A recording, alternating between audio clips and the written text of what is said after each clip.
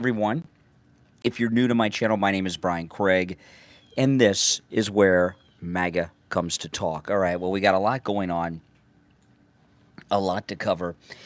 And, the title of this video, Kamala Harris, the woman who could end America. That is absolutely the truth.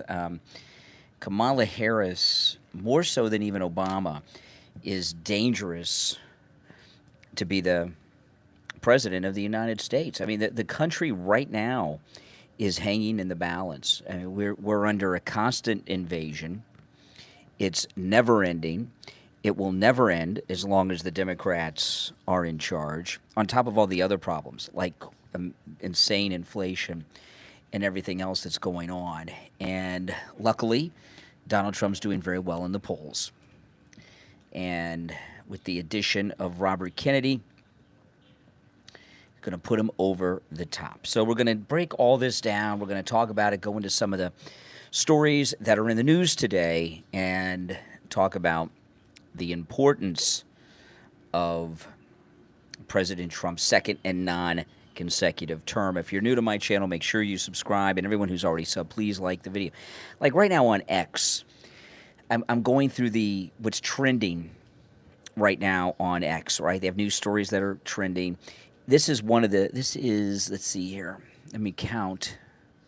This is 1, 2, 3. The fourth trending news topic on X right now. Trump challenges black woman candidate's right to run. Trump challenges black woman candidate's right to run. I mean, what kind of trend is that? First off, it's complete bullcrap. Kamala Harris, well, she hasn't received one vote. They didn't even have a brokered convention, right? They had their primary process, the Democrats, and they gave the nomination to someone prior to the convention that didn't receive one vote. Is questioning that the same as questioning a black female candidate's right to run? No, it's not. This is some lemonade from Chick-fil-A, which is pretty darn good, I must say. Let me just click this on. I saw that Trump challenges black woman candidate's right to run.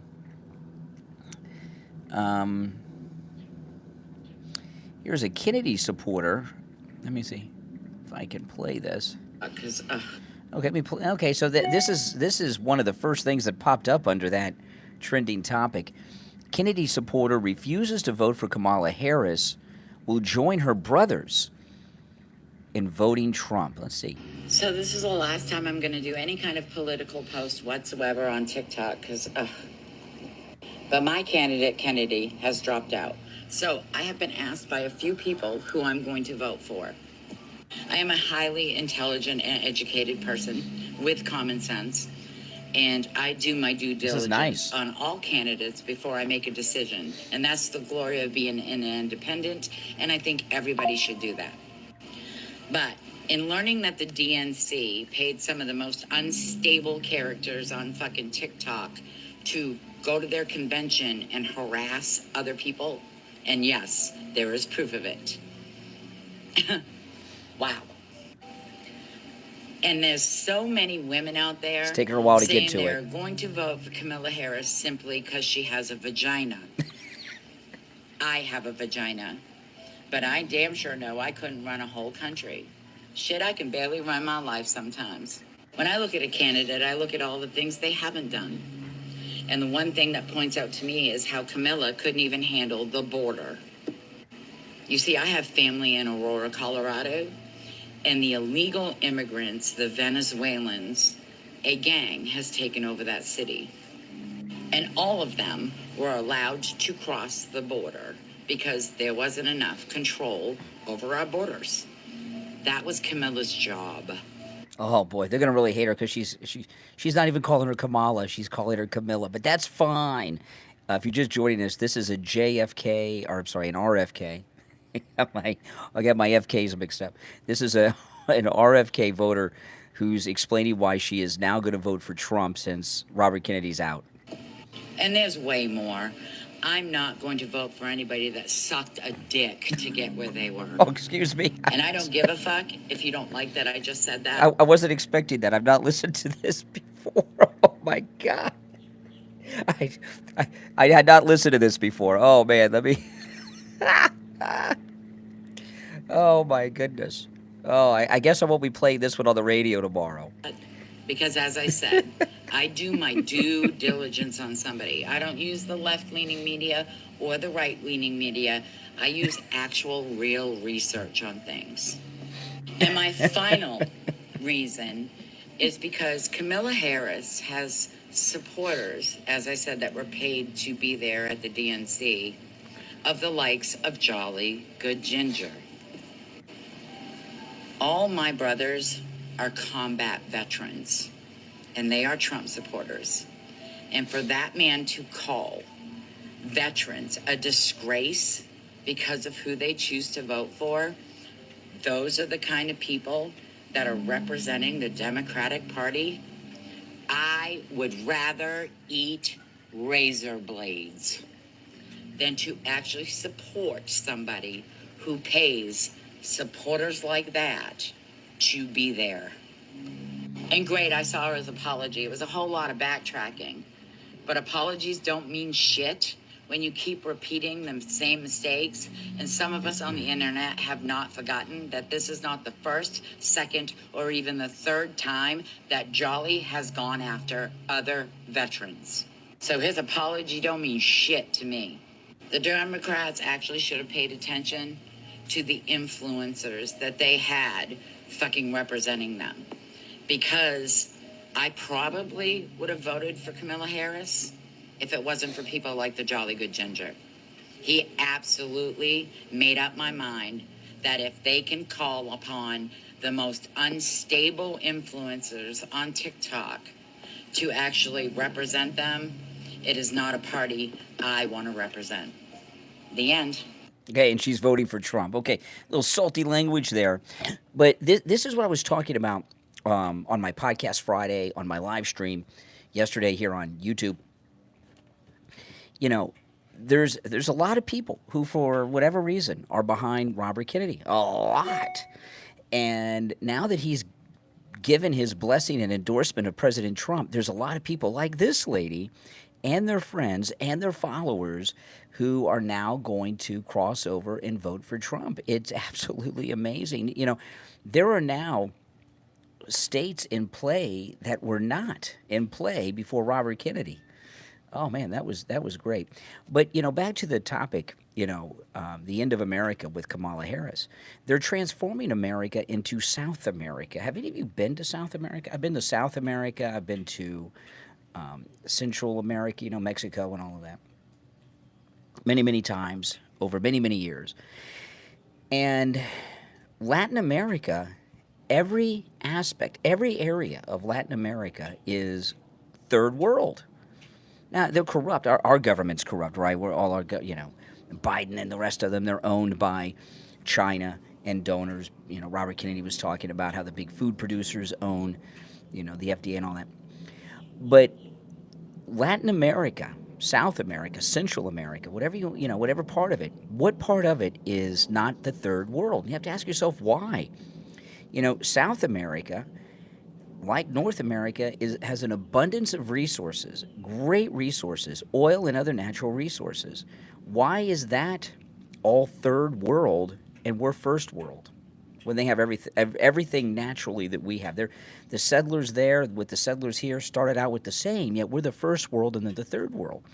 Well, you know, it's the culture. It's the culture. The only part of Latin America that is not third world, and I don't even know if this is technically considered third world, but I mean Latin America, but I think it would be. There's only one place in all of the Latin American world that's not third world. And again, this is I'll tell you what it is. I'm talking about Puerto Rico. Would you consider Puerto Rico part of Latin America? It's an island, you know. Latin America is all third world except Puerto Rico, and Puerto Rico is not third world because we own it since the 1898 Spanish-American War. And I love Puerto Rico, man. I tell you, I've been there many, many times. Been there twice on our cruises. You should go back there. I like Puerto Rico a lot. Although the last time was pretty crazy what happened to us. But anyway, regardless of all that,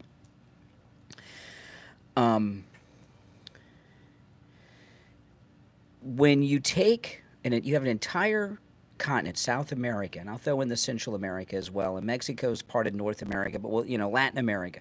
You take Latin America and you transport them all to the United States of America. You have you have millions of people, tens of millions they've brought here that know no other way other than the third world. What's going to happen here? They're going to turn us into that, and that's what they want. See, the Democrat Party, to maintain power, they do a variety of things, but dividing of people and such. But the main thing that Democrats do to maintain power is to keep people dependent on them. And you bring a peasant class of people from Latin America that know no other world except the third world. They come here. They're living in places that you and I wouldn't live in, but it's like a mansion to them. You turn this country into that. And that's the way of it. And that's by design. That's how they figure they can keep control. And they're going to do it.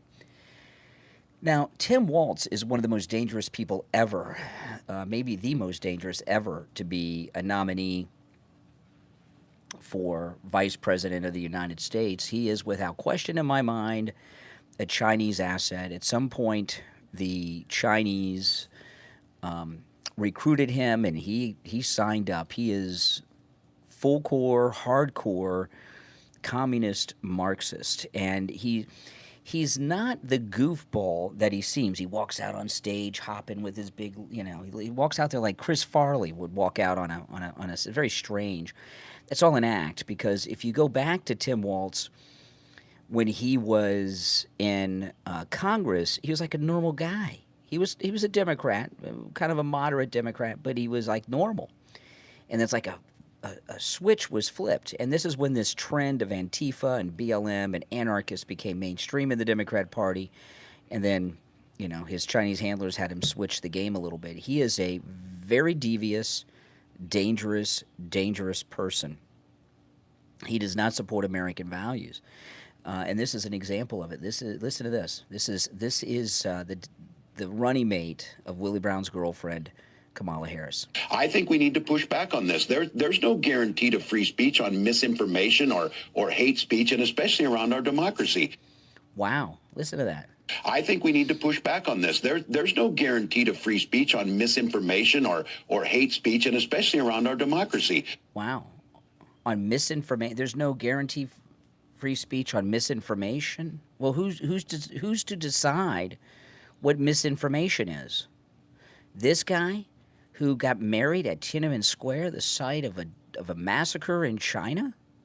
Who's to decide what misinformation is? There's no guarantee to free speech on misinformation or hate speech. And who's to decide what hate speech is? My opinion that I just shared about the CCP and Tim Walz. If you're a member of the CCP, you might think that's hate speech. Right? So, and who's some people in the chat right now are disagreeing with some of the statements I've made. So are they deciding that what I'm saying is untrue? Oh, it's untrue and it's hate speech. CCP says so. Can't say it. No free speech. That type of mindset is dangerous. Supreme Court Justice Scalia, he said something once that I quote often because it's very powerful, amazing observation that seems so simple, but it's so true. And, Scalia said this: you don't need the First Amendment to protect popular speech. Kittens are cute and I love puppies. You need the First Amendment to protect unpopular speech. Not that what I'm saying is unpopular, but Tim Walz, he wants to shut down misinformation based on what he's trying to accomplish, and that's pretty frightening. That's exactly right. Nothing I've said is backed by everything I talk about, and I've mentioned on this stream today. I have posted a story connected to it on my X. So if you follow me on X, on Twitter, Brian Craig Show, everything I discuss, I post up there, and you can read all the articles that I cite and things, and reach your own conclusions.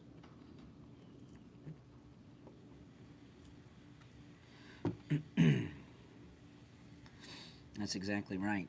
That's exactly right. Now, there is some good news. There's a new poll out that shows that young men between the ages of 18 to 29 are leaving the Democrat Party in droves. In 2016, 51% of men ages 18 to 29 identified as Democrats. And it's now in 2023, this is when we have the most recent data, only 39%. So that's a big drop, and it's probably more since 2023. And I guess these young guys are tired of being made out to be women. They're turning young men into women. I mean, that's amazing. But some of the things that would result in the downfall of America under Kamala Harris is that Kamala Harris and the Democrats don't care about the American people. They care about the South American people. And there's a story that blew my mind. It was in the New York Post over the weekend. First-time, any of you in Oregon? Listen to this. First-time home buyers in Oregon get a $30,000 grant towards the purchase of your new home. But American citizens do not qualify for the grant. Who the hell puts together a grant like that? Listen, this is in the New York Post. First-time home buyers in Oregon are being encouraged to apply for a taxpayer-funded $30,000 grant for down payment assistance on a new home, but only non-U.S. citizens qualify. Latino-led housing support group Hacienda Community Development Corporation in Portland is advertising the perk through a Camino a Casa program, which stipulates that it is only for people who are not American citizens. And, of course, the taxpayers are paying for that. Clients work closely with financial coaches and HUD-certified housing counselors throughout the entirety of the home buying process. In addition to mortgage readiness and financial fitness workshops, they provide various opportunities for down payment assistance, according to the group.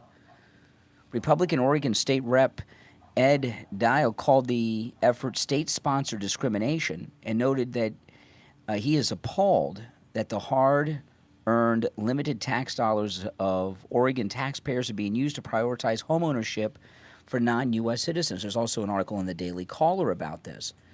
Yeah, it's being paid for by taxpayers. Only the Democrats would give a $30,000 grant towards the down payment on a new home, but only non-U.S. citizens need apply. U.S. citizens are not eligible to apply. What is that about? It is about the Democrat Party, time and time again, worried about anyone other than Americans. They're worried about South Americans, Ukrainians, people like that. They're not worried about people in the United States. And this is one of the many reasons that the Democrats are failing at the level that they are with the American people, because the American people have realized, many people that, long-term, lifelong Democrats have realized that the Democrat Party doesn't care about them, that their suffering is because of them, that the Democrat Party has given up on them, and the Democrat Party really is pissed off at the American people. They feel the American people have not been loyal enough to them. So what are they doing? They're finding groups of people that will be loyal to them. Latin Americans, South Americans, and that's why they're bringing them here in the tens of millions, and they set them up. It was bad enough they were giving them EBT cards, right? Free housing, free education, money every month. Now they're giving them $30,000 to put a down payment on a home. I wonder if they have to prove that they have a job and income and everything else like a normal person would have to do when they're buying a home, especially the first time. Yeah, bringing up facts is the new gaslighting. That's right. 1984, changing the meaning of words. That's right. That's right. Those of you that are new to my channel, make sure you subscribe. My name is Brian, and this is where MAGA comes to talk. Now, you know, the Democrats at their sick, twisted convention out in the parking lot were doing two things that are disgusting. One, they had a portable abortion facility. They were committing abortions in the parking lot of the DNC convention. And as of Tuesday, it was reported that they had done 25 as of Tuesday afternoon. There were no reports after Tuesday, but I doubt they stopped at 25. And on top of that, they were burning American flags. That is disgusting. What are your thoughts? If you're watching live, let me know in the chat. If you're not watching live, let me know in the comments. What is your thought on the burning of the American flag? I believe burning the American flag should be illegal. I believe it should be a federal crime. I believe it is hate speech. I mean, you're advocating for the when you burn the American flag, what you're doing is arguing to burn down the United States of America. It is not illegal, no. It's something that's been a very big issue for many years because liberals have loved burning the American flag, really since the 60s mostly. But now burning the American flag is hate speech, isn't it? What if you were going around burning the gay rainbow flag or the BLM flag or the Antifa flag? Would they consider that hate speech? I mean, there was a gay pride mural in the street somewhere in America a couple months ago. You may have seen this. And some guys were doing some drag racing on the street. They made tire marks on this rainbow mural on the street where cars drive, and they started a manhunt, wanted to charge them with a hate crime. Now, I don't know if they did it on purpose or if they were just drag racing in the street.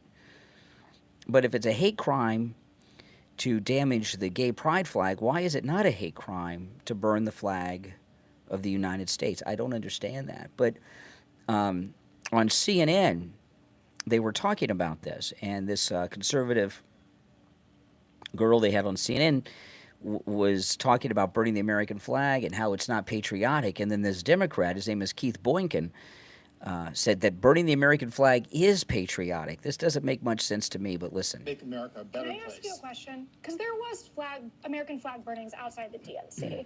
And I mean, there has been a lot of commentary on the left. And people have the right to burn flags. And they absolutely do. But it's not, let's be real, it's not patriotic. It is absolutely patriotic to burn a flag. It is absolutely patriotic. I will never burn a flag. Part of being an American means respecting the right of people to disagree with America. But it also means respecting the flag. Make America. Yeah. How is burning the flag of the United States patriotic? Can someone explain that to me? And what is the penalty for burning these liberal flags? Would you get if you burned in a gay pride flag? Would that be a hate crime? Would you get arrested for it? And I would imagine, in some areas, you might. Right? We know we're going to hear. Yeah.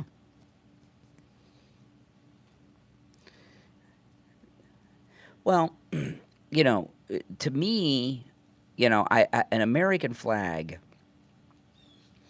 isn't something you own. It's like a monument that represents the country.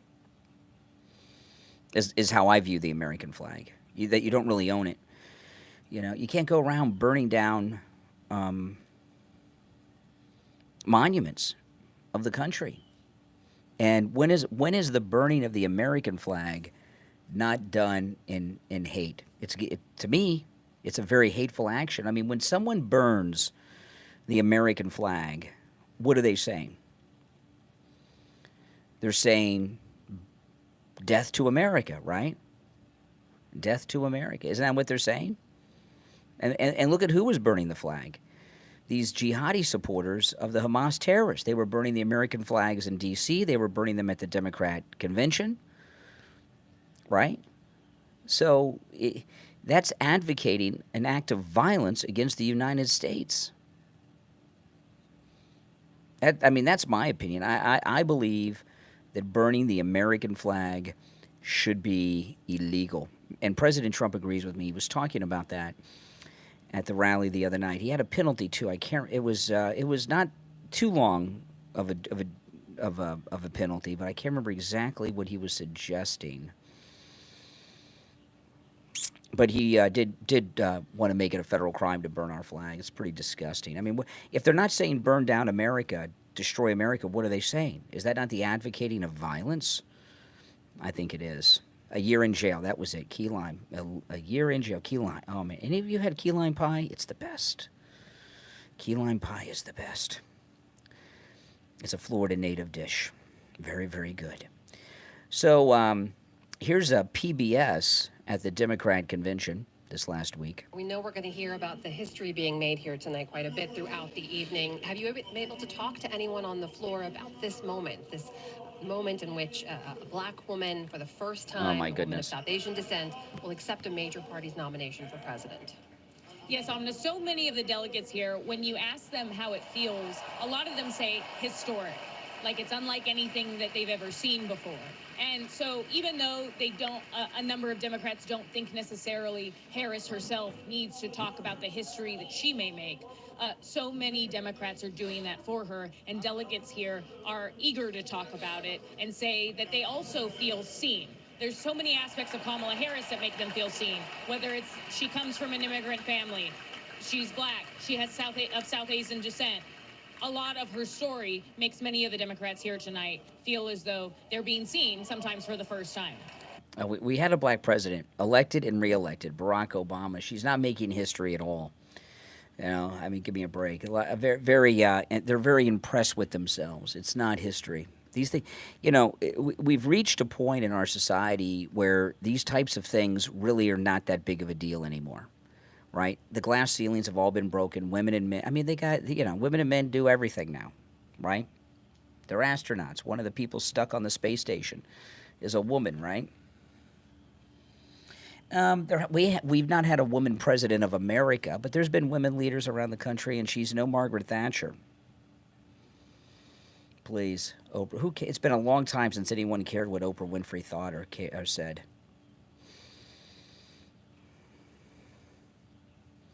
Richard Pickle, well, welcome to the stream. Yeah, please subscribe. This is most definitely where MAGA comes out. Somebody gave me this shirt.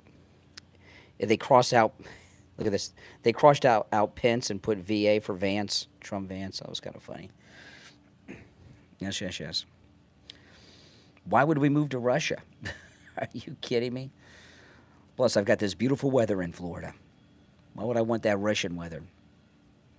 Now, that was pretty funny, yeah. This one, I'm not, you know what? My wife might have got me this one. People send me a lot of T-shirts. I'm not sure if someone sent this one to. I think my wife might have gotten me this one, actually. Estonia.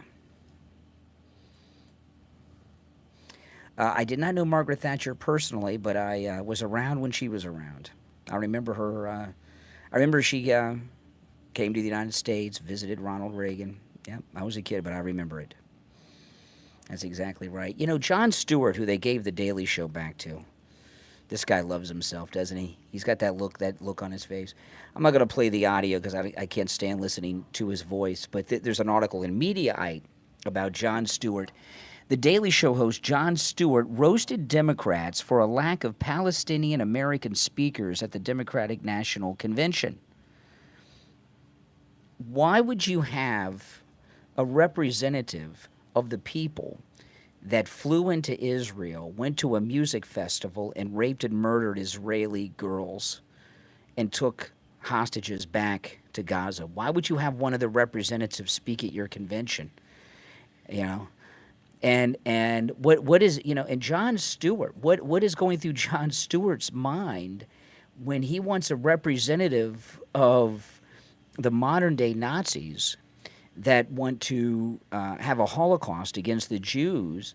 Why is he giving the Democrats a hard time for not having one of their speakers at the convention? What you know, the Democrats have lost their freaking minds.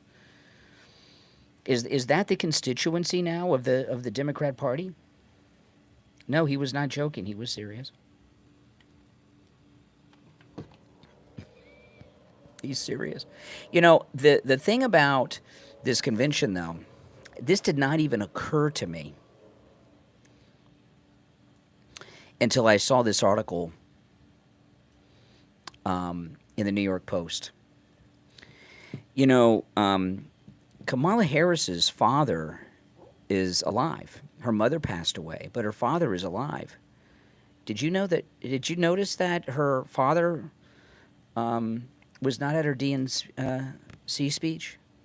And she doesn't talk about him too much. Right. Why is her living father not there? Why does she not talk about him much? Well, it's because everyone knows he's an out-of-the-closet Marxist, and he gave her worldview. That's why. That's exactly why. And she's trying to hide from people that she was raised in a communist Marxist home. Her mother's communist, too. Both of them, both of her parents are, well, her mother was. Her mother was a communist. You know, her father was a Marxist when they got married. Marxists do not marry non-Marxist. Okay? They marry other Marxists. Mm-hmm. Comrade, has President Trump decided to call her? Comrade Kamala? Or Commie Kamala? Which is it? Comrade, or I think it's Comrade, right? He did a poll at the RFK rally.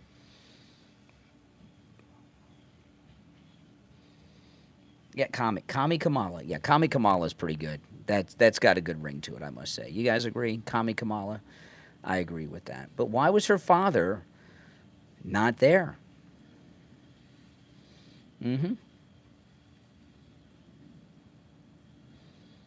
Yeah, something to think about. Commie Kamala, Comrade Kamala, which is it? I've heard both answers. Either works.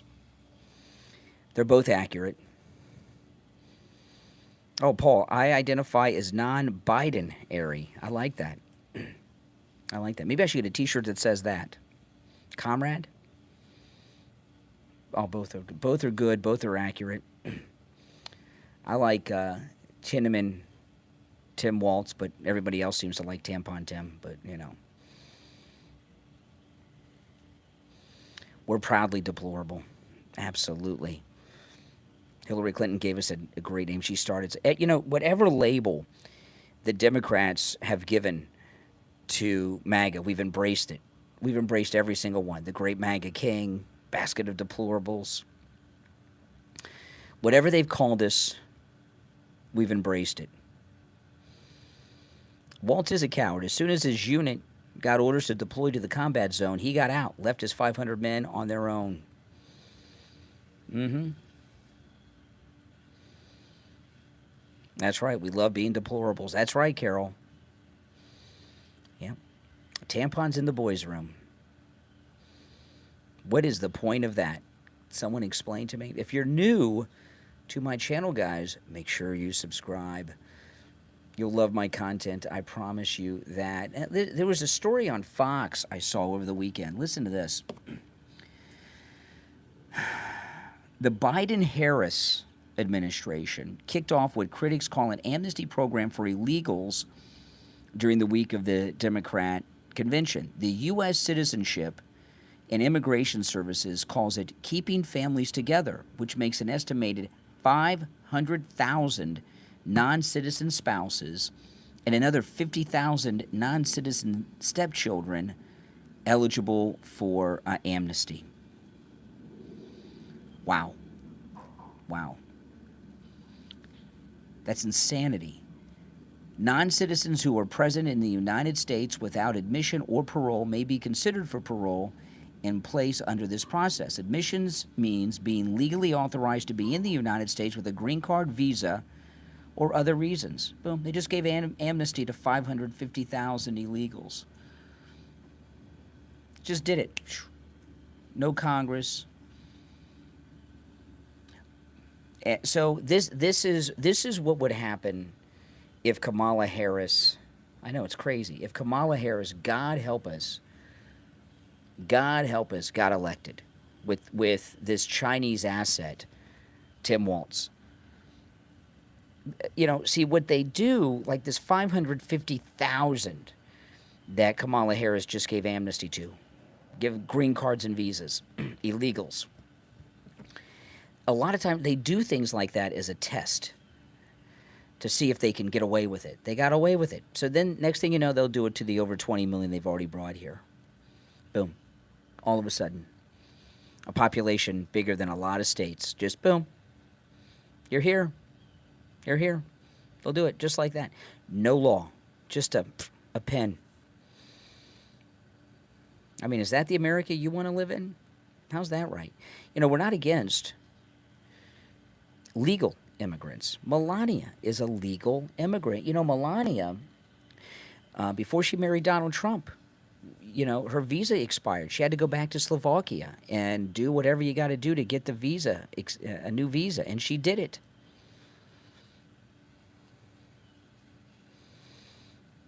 You know, this is nuts. Yeah, you in the UK, I feel sorry for you. The UK, I think, is lost. It really is. It doesn't look like there's much help for the UK. Yeah, I mean, you've got a small country, a small population, and the UK sadly seems lost. England has fallen. I hope you can get it back. So Kamala's campaign manager was asked. Let me see if I can pull this audio up. Was asked about Kamala doing a press conference. Let me see if I can pull this up. Hold on. Let's see. Congratulations. Are you ready for your Fox News interview? I'm working. Okay, he had Steve Ducey asked Kamala if she was ready for a Fox News interview. She said she's working on it. What does that mean? I mean, how long does she have to work on these things? Should she not be able to do it? You know, when you're at that level, you should be able to handle any question or any interview, right? You know, when I'm on the radio during the week, I take all the calls screenless. You know, I've been doing this for a long time, and I'm expected that no matter who calls in and what they bring up, that I can handle it. Robert just gifted 5 memberships to the channel. Awesome. Sweet Talking got one. Howlin got one. Picto Woman got one. Sparks. Jessica got the membership. Remember, when you get when you're a member of the channel, not only do you get your name in green so you stand out in the chat, you have access to all of the exclusive member-only emojis that my wife has created. Yeah, when you're at that level, you are supposed to be able to handle any and all questions, and she's afraid. She's got a lot to hide. Her and Tim Waltz. These two have done no interviews, and they are both they're both incredibly terrified of any number of questions. Really, I mean, there's nothing that they're not afraid of. You look at Tim Waltz and Kamala Harris. Everything about them is scandalous. Whether it's Tim Waltz authorizing his state police and National Guard to shoot paintball weapons at unarmed women on the front porches of their very own homes, claiming they're breaking curfews, whether it's Kamala Harris allowing rapists and murderers in the country to kill and rape American women. There's no interview that they can do that would do anything but expose them for what they are, evil people. And of course, Nancy Pelosi went on PBS and said something a little shocked that she said. Really, it's kind of a confession. Remember, in the last election, they said we were going to lose 30 or 40 seats. What? They didn't know what they were talking about. Okay, now before I play the rest of this whole false narrative that the Republicans did not win the midterm elections, Nancy Pelosi is no longer the Speaker of the House. Before the election she was, after she wasn't. So we won the midterms. Don't let anyone tell you we did not win the last midterms. If we didn't win the last midterms, Pelosi would still be the Speaker. Remember, in the last election, they said we were going to lose 30 or 40 seats. What? They didn't know what they were talking about. We know we're different from the president. We're very discreet, reptilian, cold-blooded. These are the races we have to win. Wow, cold-blooded reptiles. Nancy Pelosi finally admitted what a lot of us have been saying. They are cold-blooded reptiles. That's right. I appreciate that. Just a very brief moment of honesty, right? Brief moment of honesty. Yeah, the Democrats are reptiles, according to Nancy Pelosi. Now, I'm going to ask you a question. I posted this to my ex. I'm going to give you 5 names. What do they all have in common? Abraham Lincoln, Martin Luther King, Ronald Reagan, John F. Kennedy, and Donald Trump. What do those 5 have in common? Kennedy, Reagan, Lincoln, Martin Luther King, and Trump. What do all 5 of them have in common? It's pretty simple. See if anybody gets it. Freedom, less government, peace, nothing, freedom, no, all great. Yeah. Lincoln, Martin Luther King, Kennedy, Reagan, and Trump. What do they all have in common? They were all shot. They were all shot. That is correct. That is correct. They were all shot.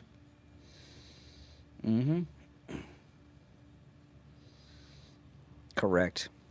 I know, it seems so obvious now. Now, what does that tell you? Isn't that something? UK for Trump. Well, I wish you guys the best of luck in the UK. I know it's tough. By the way, if you're not subscribed to my channel, subscribe. I am 60 subscribers away from 80,000. So if you're not subscribed, subscribe. If you're already subbed, check and make sure that you are. Okay? 60 subscribers away from 80,000. Oh, my goodness.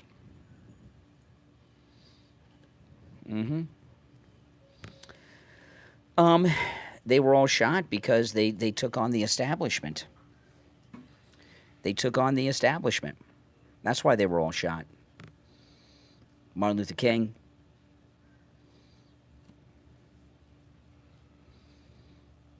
Nixon, because he was not establishment. That's why they took down Nixon. Thank you, Marty. I appreciate that.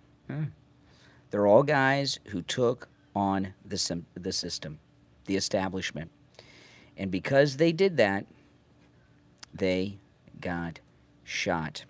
You know, as much discussion that went on for quite a while, it seemed like forever, with Breonna Taylor. Did you see the latest ruling in the Breonna Taylor case? Of course, all the newspapers won't do retractions. The television media won't do retractions. This is reported as an afterthought. A federal judge, listen to this. A federal judge has thrown out major felony charges against 2 former Louisville officers accused of falsifying a warrant that led police to Breonna Taylor's door before they fatally shot her. The judge ruling declared that the actions of Taylor's boyfriend, who fired a shot at the police the night of the raid, that was the legal cause of her death, not a bad warrant. And you know what had happened when the police went in with their warrant? Breonna Taylor, he jumped out of bed, grabbed a gun, and started a shootout. Federal charges against former Louisville police officer Joshua Janes and former Sergeant Kyle Meany were announced by Merrick Garland during the 2022 high-profile visit to Louisville. Garland, this corrupt criminal attorney general that we have, accused the officers who were not present at the raid of knowing they had falsified part of the warrant and put Taylor in a dangerous situation by sending armed officers to her apartment. But Simpson wrote in the Tuesday ruling, that's the judge, that there is no direct link between the warrantless entry and Breonna Taylor's death. The judge ruled reduced the civil rights violations against the officers, which carried a maximum sentence of life in prison, to now misdemeanors. The judge declined to dismiss a conspiracy charge, blah, blah, blah. But anyway, those felonies are now misdemeanors. You know, if the police come into your house with a warrant and you pick up a pistol and you start a gunfight with them, you're gonna get in, you know, it happens. Can't shoot at the cops. They, you know, They identified themselves and they had a warrant. That's it. Now, you can debate whether or not no-knock warrants should be allowed. I don't know, case-by-case basis. But what they did have a warrant, and the no-knock warrants are allowed. All right? What's criminal is what they've done to these police officers. Chick-fil-A lemonade. It's almost gone. I love the Chick-fil-A lemonade. It is very good. I might go get some more.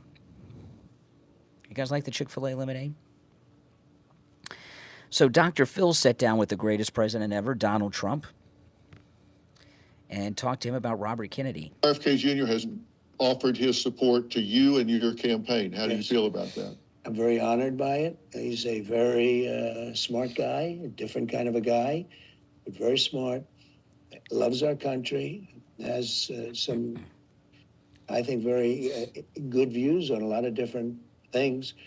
And I've known him for a long time. We've been somewhat friendly, actually. Oh, yeah, that's right. I got this last night. I guess I can't get any Chick-fil-A today. Oh, my goodness. Oh, well. And I think he's going to be a great asset. And will I have him in the administration? It's possible. We haven't really discussed that, but it's possible. But I think he adds a lot. I think he adds a lot to the election. He's got a good following, tremendous following. I think he adds a lot to the election, and I think he adds a lot to if we win. I mean, he's got some very interesting ideas and good ideas. Okay. See, now this is what I was talking about on my stream yesterday here on YouTube last night. The way it used to work in the past is that with the Democrats and the Republicans, there were disagreements on the issues, big issues, abortion, affirmative action, all these things. But we agreed on the common principles of our country, right? Our freedoms, our democracy, our way of life, our system of government, that we have a border, some key things. And the Democrat Party has been taken over by radical anti-American lunatics, okay? And what we see them doing now is not American.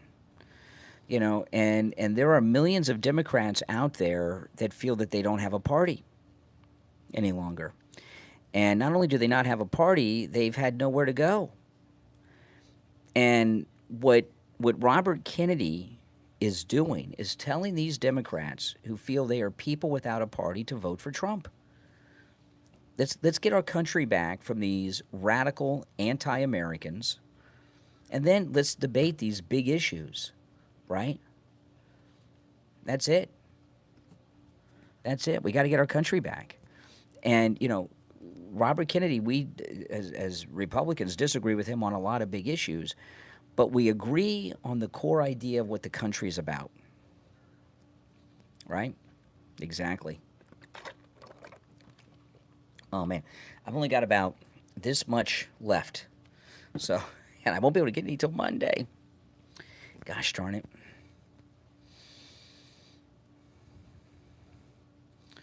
There are three-part Democrat, Republicans, and MAGA. That is not really true, Brandon. I mean,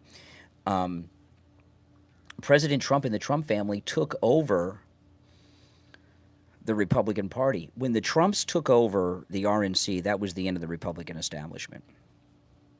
That was it. The Republican establishment has fallen. Now, there's an insurgency out there, but they've almost totally collapsed, And what we'll be doing in these next couple of elections is plugging in MAGA Republicans into these seats. When Trump left his first term, they really wanted him to start a third party, didn't they? Because they knew if he started a third party that it would fail. And Trump said, no, we're going to take back the Republican Party.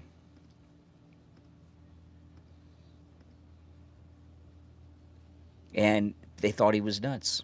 And look what happened. He took it back. Now, Tim Walz and Kamala Harris aren't the only Marxist communist in the Democrat Party. Elizabeth Warren's a big one. Elizabeth Warren, the fake Indian, Elizabeth Warren. When she was running for the Senate the first time, she started that thing, "You didn't build it." And remember that? You didn't build that. The government did everything. And she says, if you own a factory, your employers come to work on government roads. Your employers were educated in government schools. The government built your factory. Remember that crap?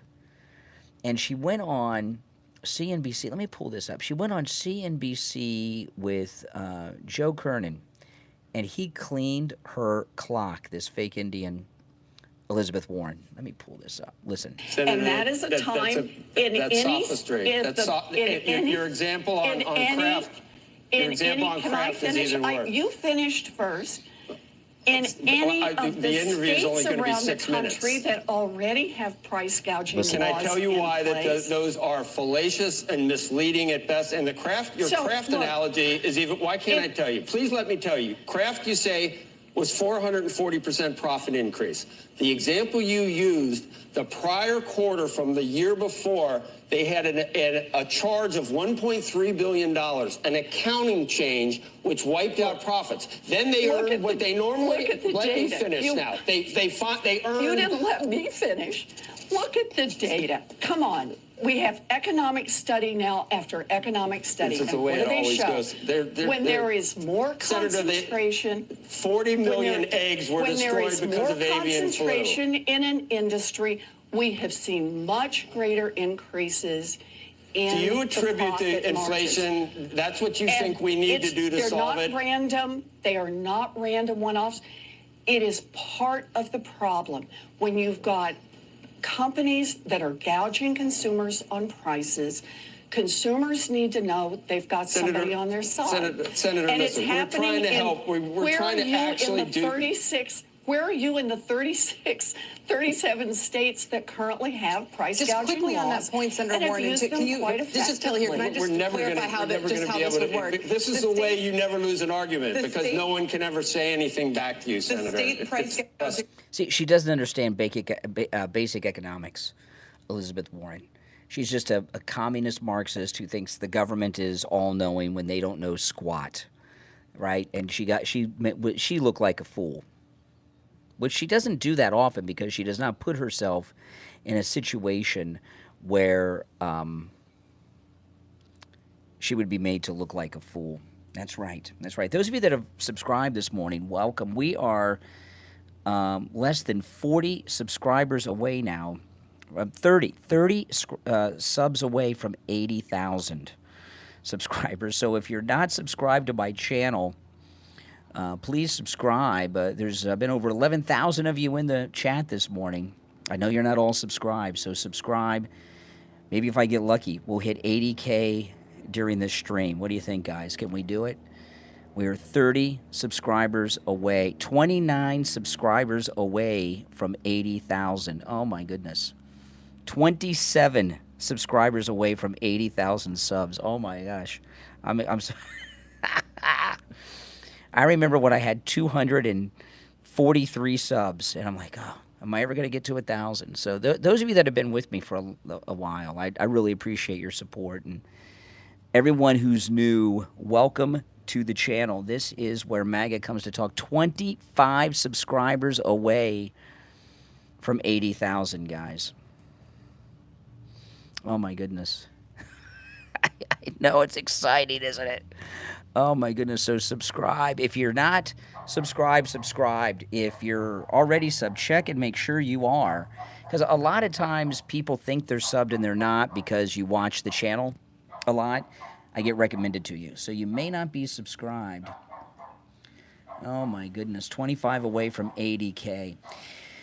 You know, here in Florida, this is a very conservative state. I mean, Florida is MAGA country, right? We're MAGA country. There's no doubt about it. But there still are liberals in the state of Florida. Listen to this. Listen to this. The neighbors have a new dog that they like to leave outside in the mornings.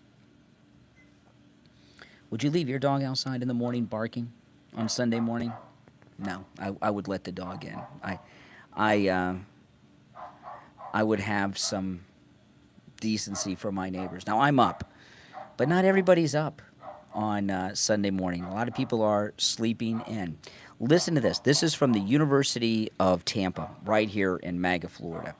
Training for resident assistants at the University of Tampa features a scenario to help students who are triggered by having a conservative roommate. Gary Moore, $5 super chat. Thank you. Training for resident assistants at the University of Tampa features a scenario to help students who are triggered by a conservative roommate who has a Make America Great Again flag displayed in their shared dorm room. Listen to this. And if that's, and this is, I'm reading from the Gateway Pundit. And if that is not absurd enough, the menacing student who makes their sensitive roomie feel unsafe is also a member of Young Americans for Freedom. Forget sexual assaults on campus or hordes of terrorist-loving pro-Hamas protesters making campuses unsafe. There might be a MAGA flag in someone's dorm room, and the University of Tampa is cracking down. A training slide shared on X by Young Americans for Freedom's Chief Communications Officer, Spencer Brown, reads this. You just returned from class, and one of your residents asks to speak with you. He states he feels unsafe in his dorm room and needs an immediate room change. He goes on to state that he feels unsafe and threatened because his roommate put up a Make America Great Again flag in the room, and he's a member of the Young Americans for Freedom. This is real. The University of Tampa's Young Americans for Freedom's chair noted the slide is one of many examples of how colleges are indoctrinating students and create a hostile environment for conservatives. Universities are indoctrinating students by painting conservatives as evil. Well, you know, what they want to do is have MAGA declared a hate group, right? And if they continue with this kind of brainwashing, this is all about brainwashing. If you see someone that's MAGA, and you feel unsafe, we'll change your dorm room. They're creating this idea, this brainwashing that we're some kind of hate group, which the opposite is true. They're the ones who are consumed with hate. But, you know, the title of the stream is the end, you know, Kamala Harris, the end of America. And her policies would most definitely do that. Have you ever heard of unrealized capital gains? Capital gains is like profits you've made off of something. Unrealized capital gains. Kamala Harris is proposing taxing people on unrealized capital gains. Pretty complicated thought. Listen to this. What it means is, well, I'll just explain it. I'm not going to read through the article. My house. Right? I've lived in this house for a little over 20 years. My wife and I bought this house when my daughter was 5, and now she's 25. We lived here 20 years and a few months. The house is worth almost 3 times what we paid for it, right? That's great. I mean, we haven't benefited from it because we haven't sold the house. I don't know if I'll ever sell the house. I might live here for the rest of my life and leave it to my daughter, and she can sell it or rent it out, or I might sell it in one day when I retire and move into a retirement community. I don't know. And then I'll, you know, have profits. What Kamala Harris is proposing is this. So my house has more than doubled in value based on the current market. Now, housing values go up and down. What it's worth today, in 6 months, it may be worth more, it may be worth less. I don't really worry about that because I'm not going to be selling it anytime soon.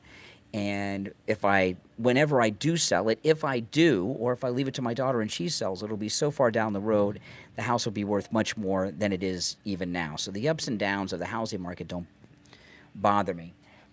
And I don't pay much attention to it, other than I often tell people I could no longer afford to live in my own neighborhood. I could not move in this neighborhood that I live in right now.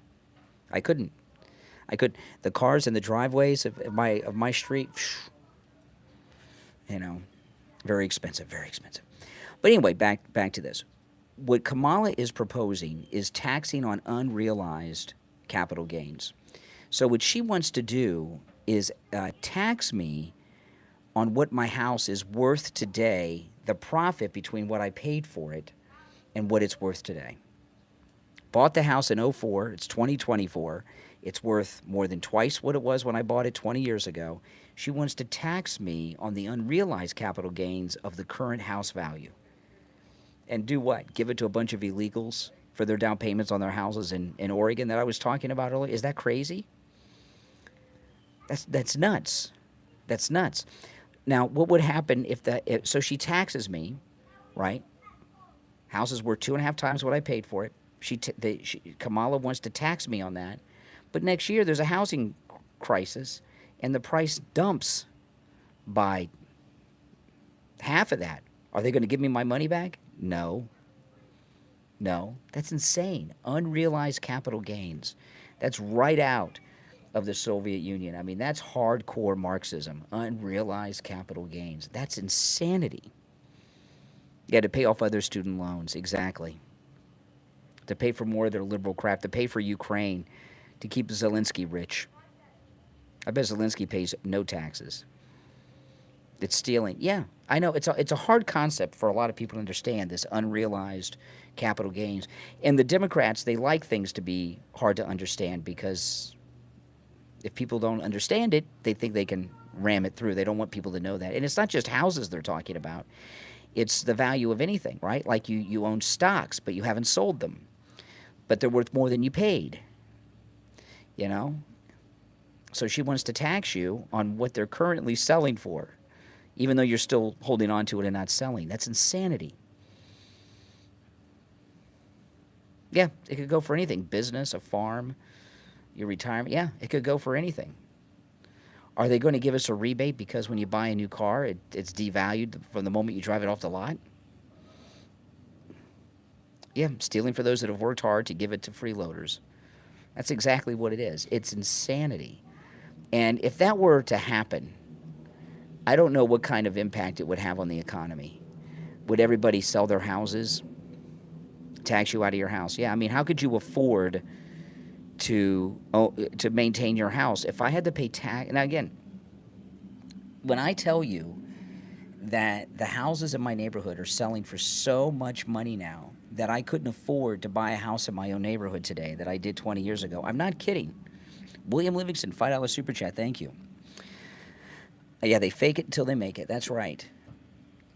You know, it's not just the government wants to tax you, right? Then you've got your property taxes. So that would go up because the assessed value of your home would increase. Who could have? And can you imagine if you own commercial property? Same thing would apply. You own rental property? Same thing applies. How would you be able to afford to maintain your property? You know, owning a house is a great thing if you stay in it for a long time, like I've done. You know, and because it keeps going up in value, it keeps going up in value, and the biggest investment that most middle class people make is their home. Right? I agree with that. Dictum factum, tariffs. I've talked about that for a while. President Trump has even mentioned that. No, we'd have nothing. Our houses would be worthless. You wouldn't be able to sell them. Nobody would want to buy them. Right? Mm-hmm. I mean, that would cause a depression. The housing crisis of 2008 would be nothing compared to, the reason there was a housing crisis, the foreclosure crisis in 2008 was because of the Democrats. If you remember, the 2008 housing crisis was actually the subprime mortgage crisis, subprime loans. The government, this was brought to us by Jimmy Carter, but the Democrats forced lenders to give mortgages to people who didn't qualify for them. They didn't have 20% down. They would have zero down. They'd move into a $500,000 house. And if they couldn't make the payments, they'd let the house go. You know, when I bought this house, my wife and I had a condo that we bought. We sold the condo for more than twice what we paid for it, too. We got very lucky. We took that money and put it down as a big down payment on this house. Pretty big down payment, right? So we weren't going to let the house go because we put down a very big down payment, But if you have a subprime mortgage, you put nothing down, you just make it the monthly payments, and you walk away, who cares? You haven't lost any. You haven't lost your down payment, right? And that caused the mortgage crisis of 2008. They blame banks. They blame everybody. It was the Democrats. Well, if Kamala Harris got this wackadoodle unrealized capital gains plan through, it would have a similar effect. It would be devastating on us. And it wouldn't just be houses. I mean, I use a house because I'm at my house and I'm talking about it. It would be every other type of investment too, not just property. Unrealized capital gains. That's how the Democrats operate. They want to take your hard work, they want to take your money and give it to freeloaders. But, you know, this Robert Kennedy endorsement of Trump is huge. CNN, let me play this. This is CNN talking about it when it happened on Friday. First time. Today, RFK Jr. had suspended his campaign endorsing Trump. Kennedy telling reporters that Trump had asked him to, quote, enlist him in his administration. Now, the latest swing state polls show Kennedy with 5 or 6% of the vote. And so when you think about it overall, you may say, well, that's not a big deal. Actually, if that is the case in swing states, it is huge. It is everything. It is more than the margin between Harris and Trump in some of those same states. See? You can hear the panic. We just get 1 or 2% of RFK's people. There's some states that could go our way that no one would dream of going Trump's way. Yeah, your 401k too, J-Spot. Absolutely. Yeah. They would Kamala Harris would destroy every aspect of our economy. It's a windscreen. That's what this is on top. People always ask me about it. A windscreen. And while there's no wind blowing here on the back porch, it stops my peas from popping. If I were to have this off, every time I said a pea, pop, pop, pop, it would blows air into the mic. So it's a windscreen, a pea popper. Most people call them dead cats. I don't call them dead cats too often. But that's what this is. Exactly. Now, I got a question for you. Jean-Pierre. Isn't Jean-Pierre gay? Isn't she gay? I'm wondering if she's bi. I want to play this clip. This is from Friday. This is Jean-Pierre talking to Ducey at the White House press conference. I think she broke up with her girlfriend at CNN. Is she flirting with Peter Ducey here? Let me play this. Is she flirting with Peter Ducey? Listen. I haven't seen you in a while. Well, did you hear the press corps? They go, woo. I haven't seen you in a while. Well, you guys haven't had a press briefing since I dropped out of the race, so. I haven't seen you in a while. Is she flirting with him? My wife saw that and said she is. What do you think? Is Jean-Pierre playing for the other team now? Does she play for both teams? Is she flirting with Ducey? You know, he's married. Is she flirting with a married man? It sounds like flirtations to me. So maybe she's not gay. Maybe she's bi. Yeah, it's definitely flirting. That's right. Now, do you all know what collective bargaining is? Collective bargaining? Kamala Harris does. She thinks she does. Kamala Harris thinks she knows what it is, but she doesn't. I'll tell you what it is for those that don't know. I think most of you guys know because you're pretty smart. I don't want to talk down to you, but collective bargaining, for those that don't know, we might have some Democrats here. Collective bargaining is when you're an employee and you have a union negotiate with your employer your salary, your benefits, whatever it is. That's called, and they do it for the employees of that business, of that company. That's called collective bargaining. You're collectively picking a representative to go to your employer and bargain collectively for all of you for your pay, your benefits, and all of that, right? And the Democrats should know about that more than us because they're all in bed with the unions, right? Here's Kamala Harris trying to explain what collective bargaining is. You literally cannot make this up. Collective bargaining is about saying, let the collective come together around a common experience, which at its core is about dignity and the dignity of labor. That's right. And then let the people come together to negotiate so you make the balance. And then the outcome will be fair.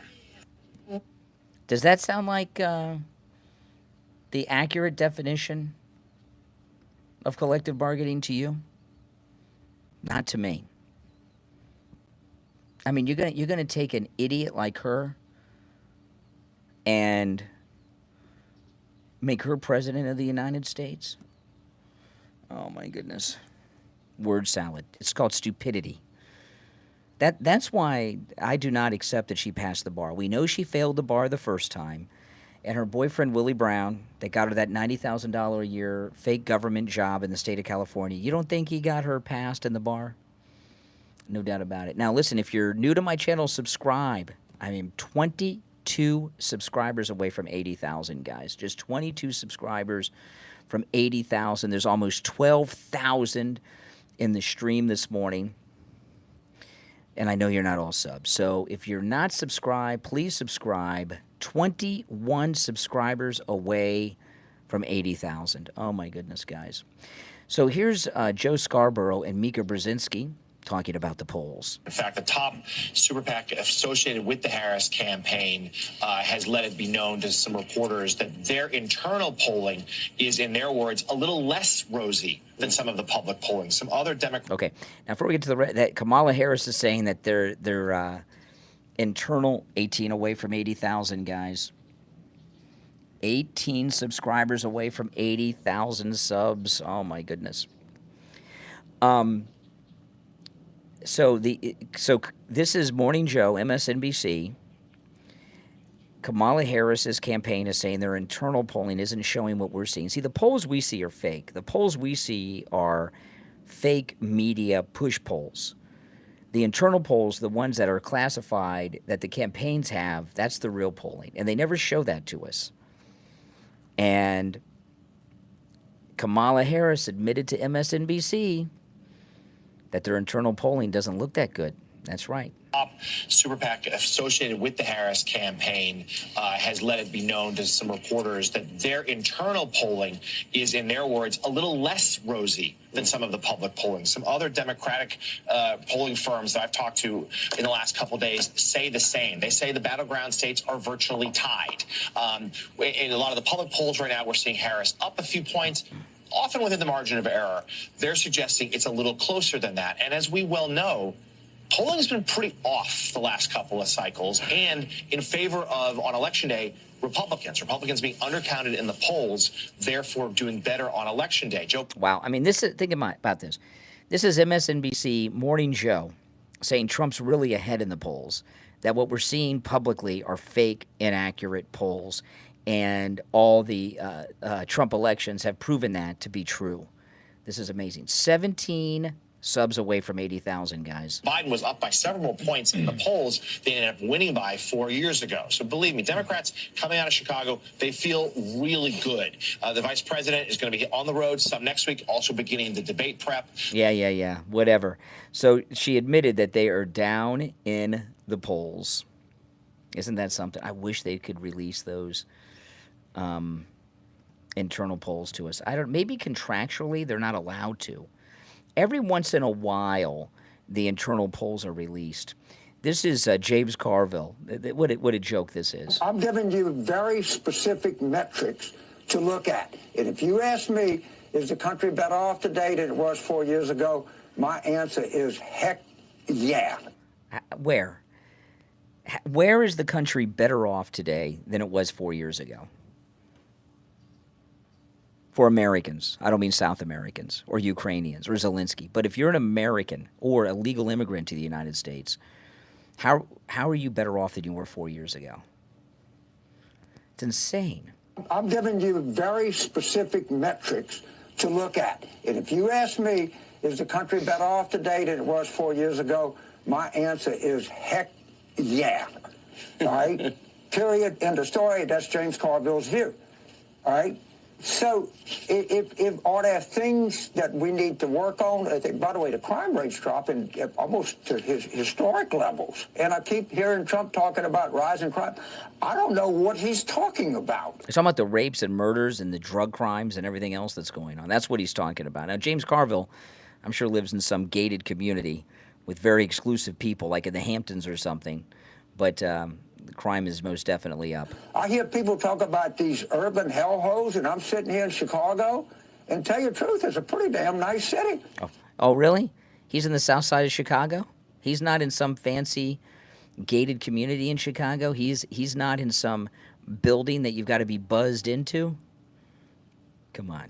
It's really James. James. So Yeah, give me a break. You know, that is textbook gaslighting right there. Textbook gaslighting.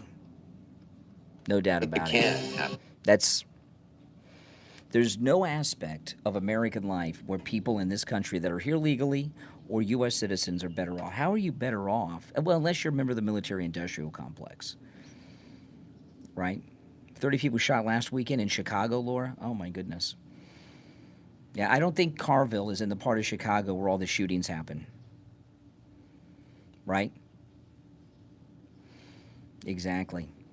5 died, my goodness. And the ones that didn't, some of them sadly could in the future. Yeah, those shootings are not in his part of Chicago. But isn't Chicago MAGA country? Isn't that what Jussie Smollett told us? South side of Chicago is MAGA country. You know, the Democrats, CR, $2 super chat. Thank you. UR 100. Thank you very much. Appreciate that, CR.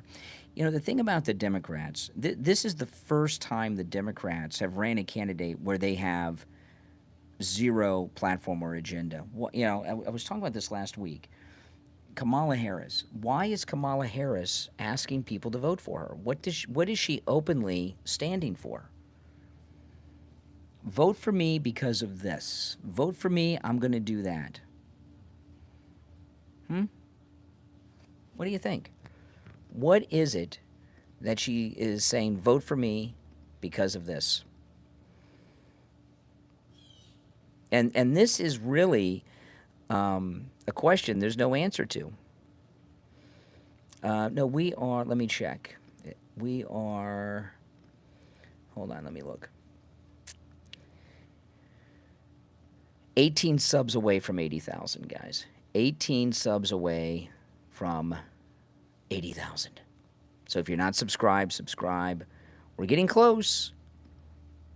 Getting close. Yeah, you know, I really want to thank everyone who supports the channel. It does mean a lot to me. It does. And, you know, during the week, you know, I stream every day of the week. And during the weekdays in the mornings, I take live calls when I'm on the radio. Some people are asking about calls. I don't know. Sometimes I take calls on the weekends, but not always. But I most definitely do during the week on my morning streams. But on the weekends, sometimes I take calls, but most of the time I don't. Maybe next weekend I might do a weekend show with calls. We'll see. I like to be a little more relaxed on the weekends. I'm so, you know, when I do the morning show, it's pretty high energy and intense. You know, if I were to take my blood pressure while I'm on the radio in the mornings, my blood pressure would be through the roof. It would be really, really high. You know, so when I do the streams here at home, I like to just calm down a little bit. You know, if I had that, Janine, $10 super sticker. Thank you so much for that. Greatly appreciate it. If I did the show 7 days a week at that level that I do in the mornings, oh my goodness. Right now I'm drinking lemonade. In the mornings, like I did have coffee this morning, but I had 1 cup, which is 4 shots of espresso. By the time I get off the air on the radio show in the morning, I've had 8 shots of espresso. Oops, sorry guys. I kicked the table by accident. 8 shots of espresso. If I did that every day, I'd have a heart attack. I had 4 shots and finished off my lemonade from yesterday that I had. That's it, you know. So I gotta keep the blood pressure. I don't want to have a stroke. which I could have if I don't take. I've taken my blood pressure when I've been on the air. I've not done it in a long time because it's so high. It freaks you out, and when you get freaked out about your blood pressure, you know what it does? It gets higher. So you don't want to do that. Now, this was MSNBC. After Kamala Harris's speech the other night, they had a bit of a focus group on MSNBC with Democrats, asking these Democrats to give their reactions to Kamala Harris's DNC speech or acceptance speech. Listen. She walked the line. She talked about Israel and how October 7th was horrible. Yeah, it was horrible. But I felt like she kind of downplayed what's been going on in the last 10 months. She did say it was, heartbreaking, catastrophic. They're without food. See, this focus group that MSNBC put together, there are at least 3 Muslims. There's the first guy that's talking is Muslim, and then there's another Muslim woman and another Muslim man, and the other 2 Muslims are wearing like the Arafat scarves and stuff like this. So they've got so MSNBC has a Democrat focus group of 5 people. 3 of them are Muslim Palestinian Hamas supporters. What does that tell you about where the Democrat Party is today? They're in bed with terrorists. She walked the line. She talked about Israel and how October 7th was horrible. Yeah, it was horrible. But I felt like she kind of downplayed what's been going on in the last 10 months. She did say it was, heartbreaking, catastrophic.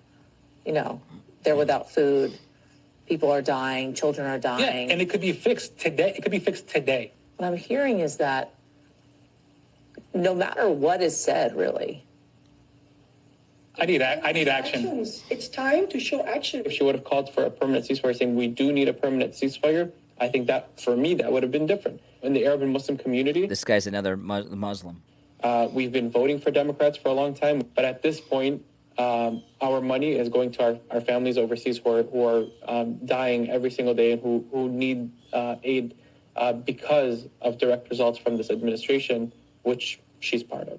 Wow. So they've lost the Muslim vote. Well, and of course, they've lost the Muslim vote because they're not pro-terrorist enough. They're as anti-Israel and pro-Hamas as the Biden-Harris regime are, they're still too pro-Israel for their Muslim constituents. Isn't that something? This is pretty bad. Now, this is a clip I've not seen, but it's Kamala Harris talking with someone at the Women and the World discussion. What they call attorney generals when they're attorneys general, they call them general. So yes, they call me General Harris. General Harris, and so she hates that. It was so perfect. She's General Harris, and so when she was elected attorney general, she actually said, "You realize you're going to have to start calling me General Harris." So my feeling is that when she's president of the United States, I will call her Miss President. But until then, you're just Kamala. All right. Okay. No, I'm Big Sister. Big Sister General.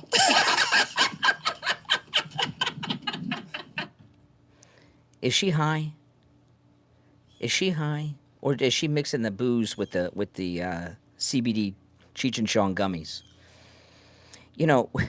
Is that her sister she's talking with? I don't know. She's a lot younger than Kamala. She doesn't seem old enough to be her sister. Maybe she's her sister. I don't know. She said big sister, so I'm assuming. There has not been a moment in time where you've seen her as a serious person. And the reason I think that you see her drunk, high, or both at so many of these public events is because she's so nervous, because she knows she's out of her league. She knows she's an imposter. So she pops a gummy, she does a shot, she takes a glass of wine, she does whatever it is she's got to do to take the edge off to get her through that speaking engagement, that appearance. That's what I think. I think she has major panic attacks before speeches and interviews because she's terrified. On some level, Kamala Harris knows that she's a stupid person who shouldn't be where she's at. Would you want to do interviews or go on stage when you're as vacuous as she is, talking about big things to important people? I don't think so. That's just my take. But she seems totally stoned in that clip. There's no There's no getting around that. Let me see if I have some other sound bites. I'm not going to play all of them. Let me see here. Let's see if I have any others that I want to play.